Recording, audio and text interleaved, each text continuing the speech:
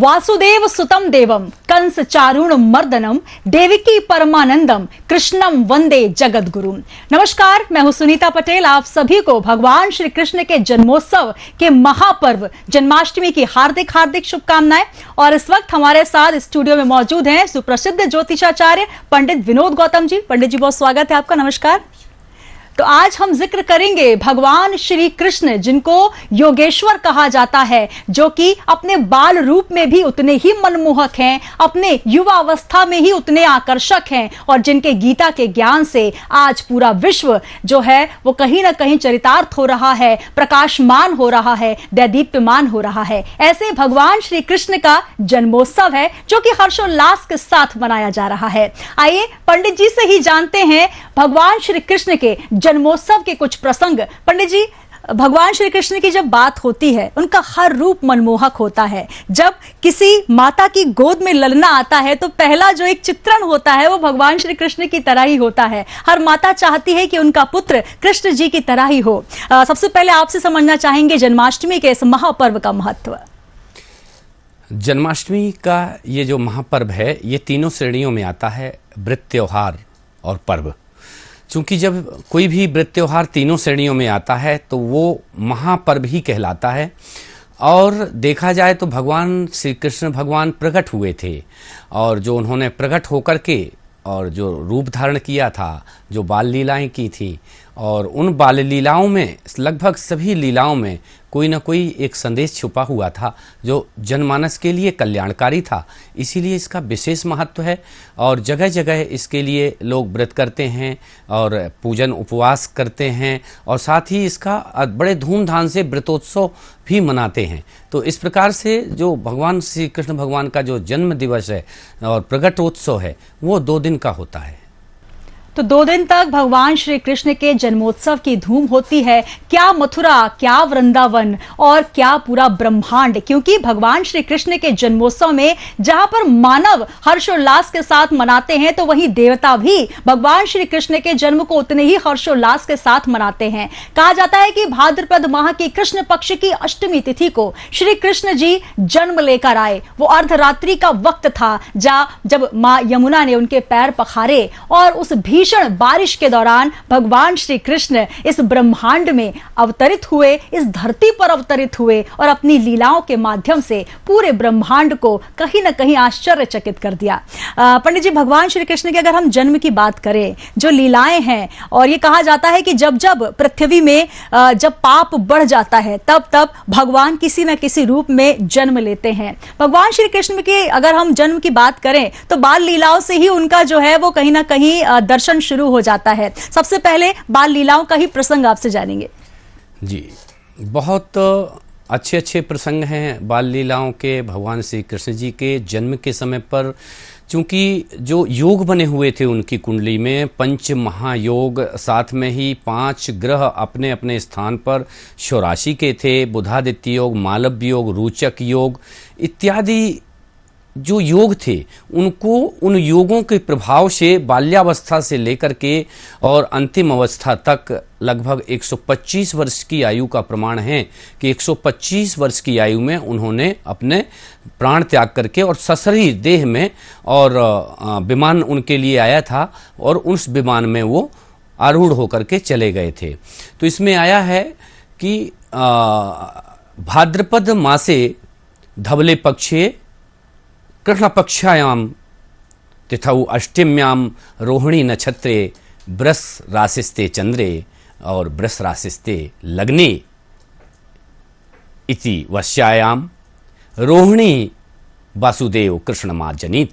इस समय पर भगवान का जन्म हुआ था। वसुदेव जी के और रोहिणी जी के वो पुत्र कहलाए, चूँकि उन्होंने कारागार में ही प्रकट हुए थे। उस समय पर जब वो प्रकट हुए तो उन्होंने शुरुआत में ही जो उन्होंने दर्शन दिए, तो उस समय पर शंख चक्र गदा पद्म वनमाला विभूषिताम दृष्ट्वाताम देवे देवसौ स्तुति समुख चक्रवे, वहाँ पर सभी लोग उनकी स्तुति करने लगे। देखा जाए तो ऐसी मनोहारी स्थिति में देख करके और माता ने विशेष प्रार्थना की कि अब आप छोटे से रूप में आ जाएं।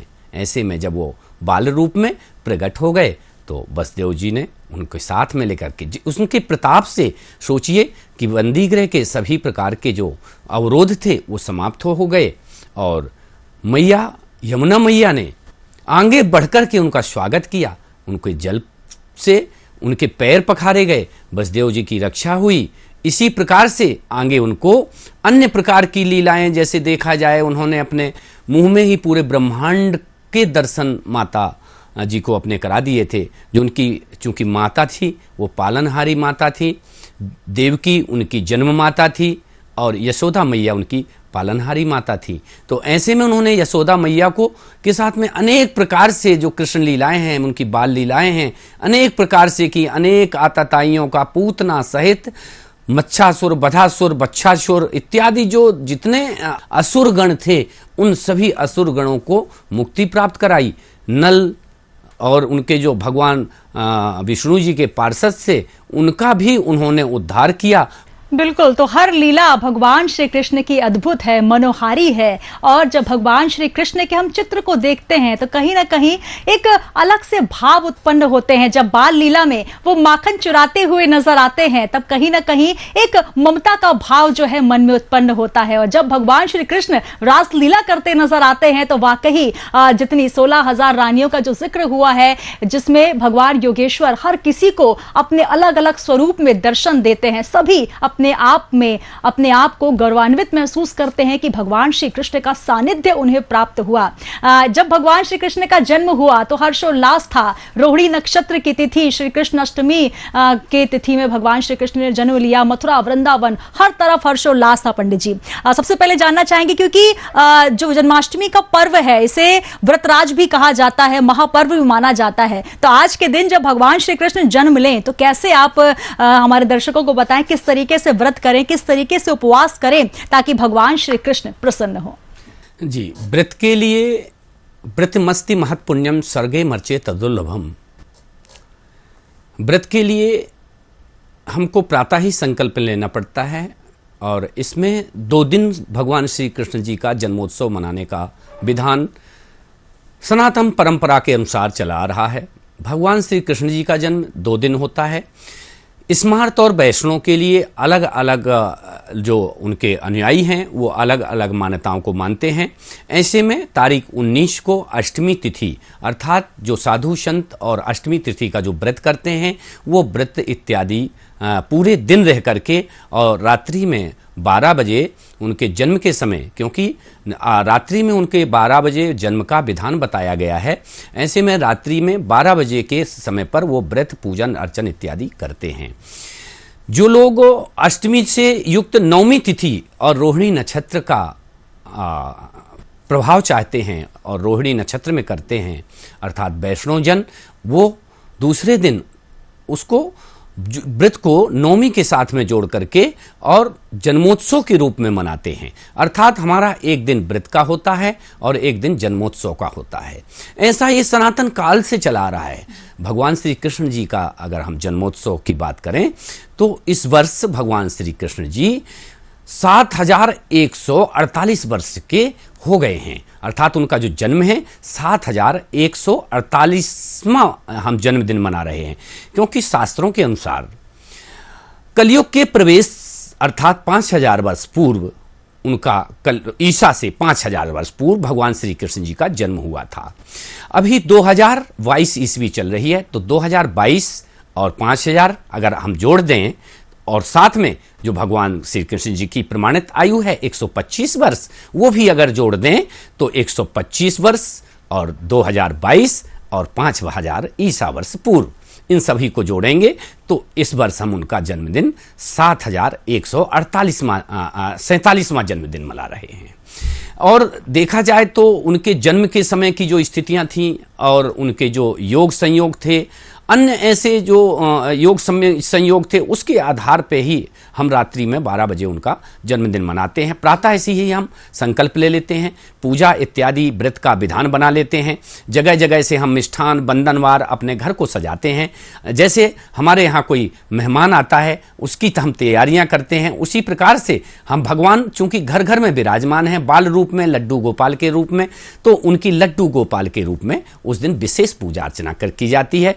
इस प्रकार से उनको दूध दही पंचामृत इत्यादि जलाभिषेक करके और उनका जन्म होता है। साथ ही सभी जगह जो पूड़ी पकवान इत्यादि बनते हैं वो सभी जगह वितरित कर दिए जाते हैं और रात्रि में भजन कीर्तन इत्यादि रात्रि जागरण चलता है और भगवान जी का जो जन्मोत्सव है वो शुरू हो जाता है। भगवान जी का जन्म व्रत के आधार पर शुरुआत में जो जन्म का व्रतोत्सव होता है, तो व्रत चूंकि ऋषियों मुनियों को पहले ही पता चल गया था कि आज अष्टमी तिथि को भगवान का जन्म होना है, चूंकि वहां पर जो ऋषि मुनि थे वो पहले ही ग्वाल वाल अनेक प्रकार के जो लोग वहां पर निवास थे वो पहले ही वहां जन्म लेकर के और वृंदावन मथुरा गोकुल बरसाना इत्यादि जो आसपास के क्षेत्र हैं उनमें वो निवासरत हो गए थे।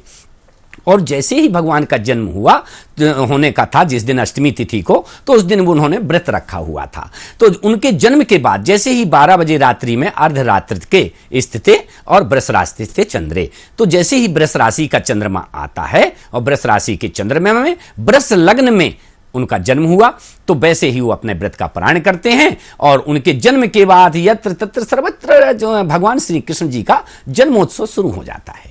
बिल्कुल, तो भगवान श्री कृष्ण का जन्मोत्सव सभी हर्षोल्लास के साथ मनाते हैं। जिसकी जितनी शक्ति और जिसकी जितनी भक्ति उस हिसाब से भगवान को मनाने का प्रयास करते हैं। और भगवान श्री कृष्ण का हर स्वरूप निराला है, अद्भुत है, अनंत है। और जब भगवान श्री कृष्ण का जिक्र होता है तो बात होती है राधा रानी की, जो कि प्रेम के प्रतीक हैं। भगवान श्री कृष्ण ने इस धरती पर प्रेम का संदेश दिया और वही प्रेम का संदेश आज तक और युगों युगों तक चलता रहेगा। पंडित जी, जिस तरीके से हमने बात की व्रत हम किस तरीके से करें, संकल्प के साथ करें, क्या कुछ नैवेद्य समर्पित करें, क्योंकि जब हम भगवान श्री कृष्ण के लिए थाल सजाते हैं तो मन में बहुत से विचार होते हैं कि माँ देवकी, माँ यशोदा किस तरीके से उनको मनाती थी, माखन देती थी, मिश्री देती थी। क्या कुछ हमारी थाल में होना चाहिए, क्या कुछ नैवेद्य समर्पित करें?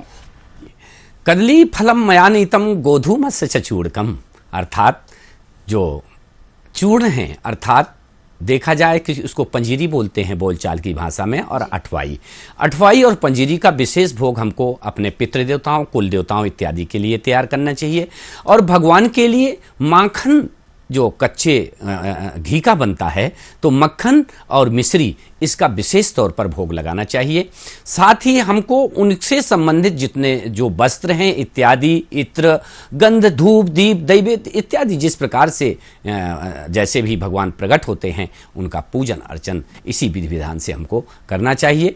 और सभी जन हर्षोल्लास से जब वहाँ पर पहुँचते हैं एकत्रित होकर के, भगवान का जन्मदिन कई जगह पर सामूहिक मंदिर में जन्मोत्सव मनाया जाता है, कई जगह पर मटकी फोड़ इत्यादि के रूप में मनाया जाता है। तो ये अनेक प्रकार से जो उत्सव शुरू हो जाते हैं, रात्रि में ही उत्सव शुरू हो जाते हैं। तो जब तक हम व्रत हैं और प्रातः काल से चूंकि हम व्रत रहते हैं तो हमको सभी प्रकार से सात्विक रहना पड़ेगा। और सात्विकता के बाद चूंकि हम पुण्य के प्रभाव, व्रत से हमको पुण्य की प्राप्ति होती है, तो ऐसे में हमको व्रत उसी समय पर त्यागना पड़ेगा जिस समय के लिए हमने, जिस काल के लिए व्रत धारण किया है। अर्थात रात्रि में 12 बजे भगवान के कृष्ण जन्म के पश्चात उनको भोग अर्पण करके, कई जगह तो 56 प्रकार के व्यंजन उनके लिए तैयार होते हैं और इस प्रकार से उनके आवाहन, पूजन इत्यादि की बहुत बृहद और सूक्ष्म विधियां भी बताई गई हैं। तो आप सूक्ष्म विधि या बृहद विधि कुल मिलाकर के आप भक्ति और श्रद्धा के साथ, भक्ति श्रद्धा समन्विता, इनके लिए भगवान के लिए भक्ति और श्रद्धा की आवश्यकता होती है, उसके द्वारा अपने व्रत का आप समापन भी कर सकते हैं। बिल्कुल, तो श्रद्धा भक्ति के साथ भगवान श्री कृष्ण का व्रत पूजन आराधन करें। पंडित जी, हमारे जो तमाम पुराणों में या फिर हमारे जितने भी ग्रंथों में जो व्रत बताए गए हैं या भगवान के जो स्वरूप बताए गए हैं, हर स्वरूप कोई ना कोई संदेश देता है। जब भगवान श्री कृष्ण ने इस धरती पर जन्म लिया, कहा जाता है गौवंशों की रक्षा उन्होंने की। वहां पर अगर दूसरा जिक्र होता है जहां पर इंद्र के अहंकार का मर्दन किया, शेषनाग के अहंकार का मर्दन किया, गोवर्धन पर्वत क्योंकि अपनी प्रकृति का भी संदेश देता है। तो बहुत सारे संदेश भगवान श्री कृष्ण के जीवन से जुड़े हुए हैं। देखा जाए तो भगवान श्री कृष्ण जी परम योगी, परम तपस्वी और परम धर्मात्मा, न्यायप्रिय, और साथ में देखा जाए तो उन्होंने जो इस सृष्टि में संदेश पहुंचाने के लिए अनेक प्रकार की लीलाओं के माध्यम से ही हम सबको उत्थान करने के लिए, और देखा जाए तो गौओं की जो रक्षा की उन्होंने गोवर्धन पर्वत धारण करके, साथ ही समाज की रक्षा की है उन्होंने अनेक जगह पर धर्म की स्थापना के लिए ही, चूंकि उनका ये जन्म हुआ था जब चारों तरफ अधर्म फैल गया था, ऐसे समय पर धर्म को पुनः जीवित करने के लिए भगवान का जन्म हुआ था। तो उन्होंने जितना भी आयोजन और उनके जीवन में रहा, या जितना भी उन्होंने अपना संघर्ष किया जीवन में, कहीं ना कहीं उनके जीवन में कोई ना कोई संदेश जरूर निकला है, और वो संदेश ही हमारे सनातन धर्म को आगे बढ़ाने में सहायक हुआ है। तो उनका पूरा जीवन जहाँ तक देखा जाए तो संघर्ष के साथ में रहा, बचपन से ही लेकर के संघर्ष से उन्होंने विजय प्राप्त की, और देखा जाए तो महायोगीश्वर सभी प्रकार की जो कलाएं थी, 64 कलाओं के वो ज्ञानी थे, और सबसे बड़े वो योगीश्वर थे। देखा जाए तो धर्माचार, धर्मस्था, धर्मद्वेता इत्यादि उनके जो उन्होंने जो सृजन किया और धर्म को जागृत किया, इसके प्रभाव से जो हम आज व्रत त्योहार और धर्म की स्थापना में जो पूजा पाठ इत्यादि में कर रहे हैं, उनका विशेष योगदान रहा है।